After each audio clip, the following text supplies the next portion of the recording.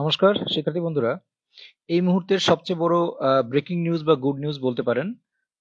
চাকরিহারা শিক্ষক, যারা যোগ্য চাকরিহারা শিক্ষক, চাকরি প্রার্থী, তারা জানেন যারা যোগ্যতার ভিত্তিতে চাকরি পেয়েছে তারা আর পরীক্ষায় বসতে চাইছেন না, তারা যে কোনো মূল্যে তাদের চাকরিটি ফেরত চাইছেন। এর বিষয়টা হচ্ছে আজ সুপ্রিম কোর্টে এই চাকরিহারাদের তরফ থেকে, যোগ্য চাকরিহারাদের তরফ থেকে সুপ্রিম কোর্টের প্রধান বিচারপতির বেঞ্চে আজ আপনার ডেটটি কিন্তু মানে প্রধান বিচারপতির বেঞ্চে রিভিউ পিটিশনের জন্য মেনশন করা হলো। রিভিউ পিটিশনের জন্য মেনশন করানো হলো এবং প্রধান বিচারপতি কিন্তু এটাও বলেছেন যে নতুন বেঞ্চ গঠনের কথা। প্রধান বিচারপতি নতুন বেঞ্চ গঠনের কথা বলেছেন। তো যেহেতু সামনে আপনার 7ই সেপ্টেম্বর এবং 14ই সেপ্টেম্বর যে পরীক্ষাটা রয়েছে, তো সেই পরীক্ষার আগেই আশা করি এই বেঞ্চ গঠন হবে এবং হয়তো শুনানি বা কিছু হতে পারে, দেখা যাক কি হয়। তো এই মুহূর্তে সবচেয়ে বড় ব্রেকিং নিউজ যে যেহেতু প্রধান বিচারপতি বললেন যে নতুন বেঞ্চ গঠনের কথা বললেন, তাহলে নিশ্চয়ই বেঞ্চ গঠন হবে, তাহলে নিশ্চয়ই শুনানি হবে। তো শুনানি হয়ে কি তাহলে কি যারা যোগ্য প্রার্থী তাদের চাকরি কি তারা ফিরে পাবে, তাদেরকে পরীক্ষায় বসতে হবে না?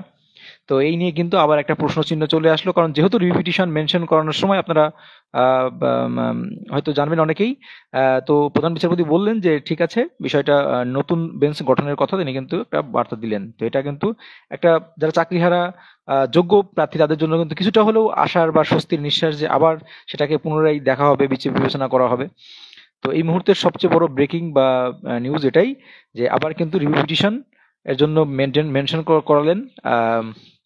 তো এবার দেখা যাক কি হয়। তো অবশ্যই আমরা আমাদের যে ইউটিউব চ্যানেল আছে সেখান থেকে সরাসরি লাইভ দেখতে পারবেন। তো কবে ডেট ফিক্সড হচ্ছে বা কি হচ্ছে, নতুন বেঞ্চ কবে গঠন হচ্ছে, তো যা হবে নিশ্চয়ই এই 14ই সেপ্টেম্বর, 7ই সেপ্টেম্বর, 14ই সেপ্টেম্বরের আগেই হতে হবে, কারণ যেহেতু পরীক্ষা রয়েছে, পরীক্ষা হয়ে গেলে তখন আর এই বিষয়গুলো খুব একটা হবে না। এই জন্য সেটা বারবার বলছিলেন আইনজীবী, যে পরীক্ষা যেহেতু রয়েছে তার আগেই কিছু একটা করার। তো দেখা যাক কি হয়। তো আমু মনে প্রাণে চাই যারা যোগ্য তাদের চাকরি তারা ফিরে পাক। হ্যাঁ, যারা অযোগ্য তাদের বিষয়টা আমি বলবো না, কিন্তু যারা যোগ্য তারা কেন আবার তারা পরীক্ষায় বসবে, কারণ তারা আবার নিজের যোগ্যতার ভিত্তিতে পেয়েছে চাকরি পেয়েছে। তো আবার তারা পরীক্ষায় দেবে, তারা পরীক্ষা দিলে যে 100% পাস করবে তারও কিন্তু কোনো গ্যারান্টি নেই। তার মানে সে যে অযোগ্য হয়ে যাবে এমনটা কিন্তু নয়।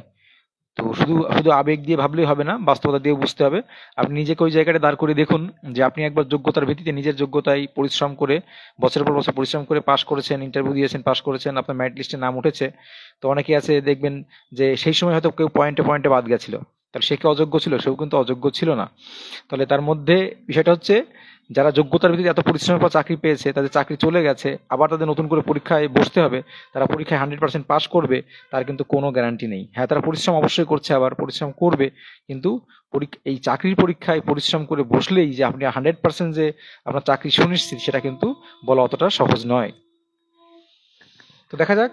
তো এই মুহূর্তে গুরুত্বপূর্ণ সবচেয়ে ব্রেকিং নিউজ এটাই। ভালো থাকবেন, আমাদের পেজে নতুন হলে অবশ্যই ফলো করে রাখবেন চাকরির আপডেট এবং এছাড়াও গুরুত্বপূর্ণ আপডেট পেতে। আর ক্লাস পাওয়ার জন্য অবশ্যই আমাদের ইউটিউব চ্যানেলটি ফলো করে রাখবেন।